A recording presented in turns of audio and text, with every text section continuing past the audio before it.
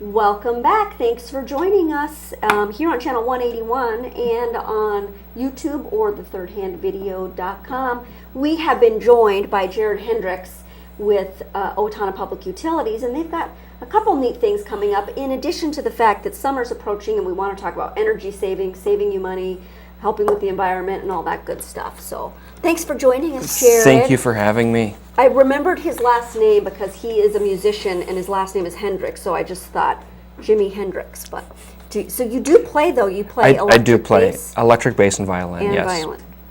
And okay, so we won't talk about that right now, but I'm interested in that.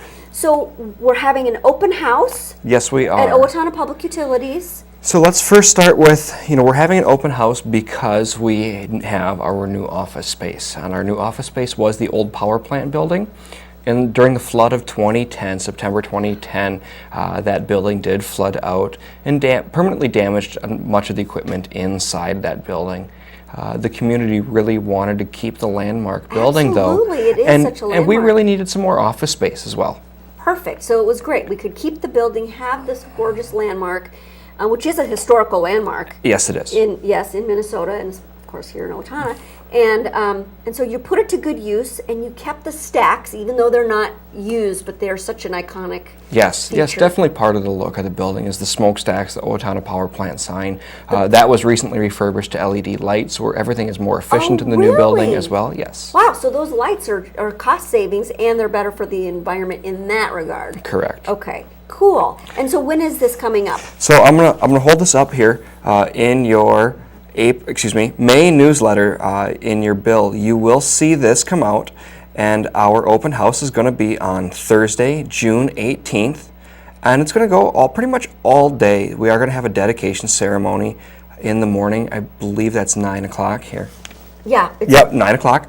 And then we'll have a ribbon cutting with that, a flag raising, it looks like. We'll be giving tours of the facility as well. And I read that the tours are every hour and half hour. On the hour and half hour, and we're discussing that we will have more if needed.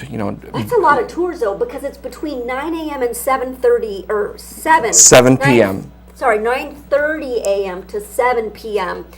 and tours all day long. Yes, we really hope to have a wonderful turnout. The community has really shown its support of the new building. We've had a number of people come in asking when we're going to have an open house, when they can get tours of the facility. And so we really want to give everybody the opportunity. And we are always open until 7 p.m. on Thursdays. So for those customers who can't make our other business hours until 5 p.m. Monday through Wednesday or till 3:30 on Fridays, we are always open till 7 p.m. on Thursdays to help accommodate those customers. I didn't know that. Yep, That's so we good chose that news. day as well to make sure that we can fit everybody in that would like to come out and get a tour of the facility. Sure, awesome. What am I going to see when I go to tour the facility? What you're going to see is you're going to first come in and you're going to see our very large open atrium area in front of our customer service area. As you look up, you're going to see some things coming in the door if you come in off the parking lot. Parking lot. Parking lot. Say that 10 times Yes, fast. exactly. So you're going to look up immediately, you're going to see a crane, and then on your left-hand side, you're going to see some old boiler doors and some other artifacts from the power plant building that have been collected from over the years. Cool. So it's almost like a little historical museum. Absolutely. In the atrium? Well, this is going to be in the main hallway, the main right hall. off the parking lot. When you go through the hallway towards the customer service, you're going to see this. As you walk into the atrium, if you look up, there's one of the original water tanks is above your head. It's not full of water, but it is. That could be a rude awakening. Yes, it could definitely be Yeah. a rude awakening. So that's one of the things that we've kept as well. And we've made sure to try to keep as many historic things as you can. If as you drive by, you see the new entrance that's been completed, and there's all the valve wheels that have been welded or bolted onto some of the catwalk floor grading. That's all been repurposed stuff from the original building. This neat old historical stuff as decorative features and interest in the building. Absolutely, to keep some of that history, to highlight on what the building was intended for, and then to use everything as a functional, as functionally as possible as well. You'll see those floor gratings are a common theme around the building for our railings around some of the hallways and over the not really catwalk, but kind of a hallway that goes over the atrium area. On honestly, I did not expect it to be that as interesting as he's describing. I mean, this sounds really neat. I definitely want to see this. That's It cool. definitely is a building of beauty. It has a lot of historic components as well as a lot of modern components put into the design as well. And I assume obviously very energy efficient. Very energy efficient. You are modeling what all of us should be thinking Yes. about, right? Yes. So we have, thinking about energy efficiency, you're going to see some high efficiency fluorescent lighting in some of the hallways. You're also going to see some very high efficient LED lighting. If you look over the customer service area, our recessed cans in the main hallway as well as over our customer service area are LEDs.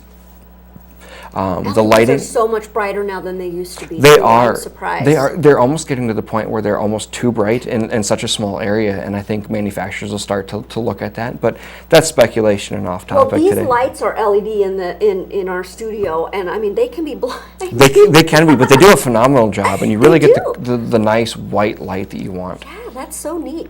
And so tell us about some of the other stuff that we want to talk about, which is summer's approaching, the hot weather is approaching.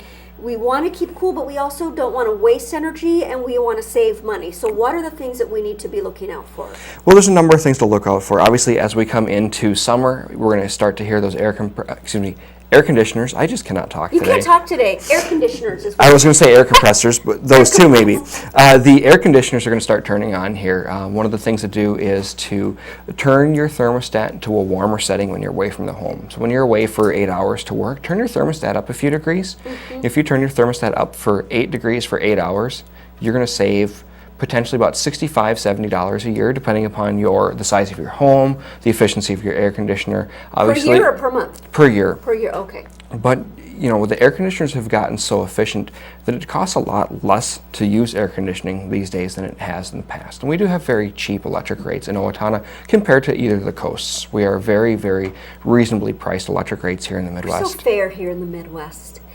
Question for Yes. you. You said that air conditioners are getting so much more efficient, but if we have an old air conditioner, we can buy a new one and we get A rebate, a yes. rebate. So, and is that easy to do? The big thing is go talk to a local HVAC contractor, your local heating and air guy, and have them get you a quote. They really do a wonderful job. Mine was installed by a local installer and did a phenomenal job. And our local installers know our rebate programs very well. They can help you work through all the paperwork to get your rebate, and they can help you with all of the questions you have. Most of them are very good at coming back and helping you do tune-ups later as well, which we also offer rebates on to make sure that unit's working efficiently for really? years to come. I didn't know that. So for the tune-up that I want to do on my AC, I can get a rebate for that. Yes. What about, what are the rebates if I buy a new, average priced AC? It really depends on the size and efficiency. So if you start with, most people are going to have an over 2-ton air conditioner. And then if you go and look on our website or go down to our lobby, there's a table that shows the SEER, which is the efficiency rating. And as you get to a higher and higher SEER, you get a larger and larger What does rebate. that stand for? Is it SEER? SEER, and it's Seasonal Energy Efficiency Rating. Ah, okay. So we can look at those. Obviously, we want the highest SEER rating as we can get. Is You that want a right? higher SEER rating. Right. Yep. A lot For of our people are budget. putting in 16, 17 SEER. You do need to have at least a 14.5 SEER to qualify for a rebate. So if I've got a 14.5 SEER, what would I get as a rebate? Do you know? I can't remember that number right off my top of my I'm head, sorry, but I I can put you look on the that up spot. if you'd like. Yeah, or you can just contact the OPU, which I'm sure the phone number and the information is going to be on our on your screen right now. Right? Yep, you can call us, or you can go right onto our website at owatonnautilities.com, and you can go to our rebate pages and find that information there as well. Great. If you have one tip to tell people in the summertime about safety and savings, what's it going to be? Safety and savings, well, I'm going to go with make sure that if there's an outage, because we just recently had a small one, that you don't directly connect a generator into your electric panel. That can be very dangerous for you as well as our linemen. For energy efficiency, remember to change your filter on your air conditioner regularly. The more plugged that filter gets, the harder the air conditioner works, and then you spend a little bit more money to keep your house cool. And really quick, the hours of operation is really important, right? Because there are peak hours that cost more money, And it's also just a load on the system.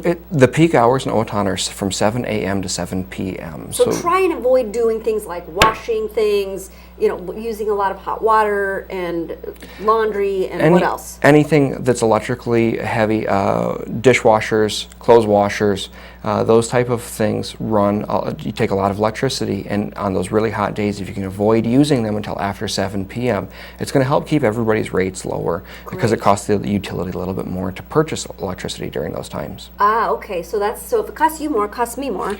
Okay. So we want to just make sure that between 7 a.m. and 7 p.m. we're trying to use less electricity if possible, right? I think that's the note we're going to have to finish on because I think that's all the time we have, Jared. Wonderful. Well, thank you very much for having me today. Yeah, it's great to have you. Thank you so much. And don't forget that the Public Utilities has their tour on the 18th, 9:30 a.m. to June 7 p.m. 18th. June 18th. All right. Thanks, Jared. Thank you. Stick with us after a word from our sponsors.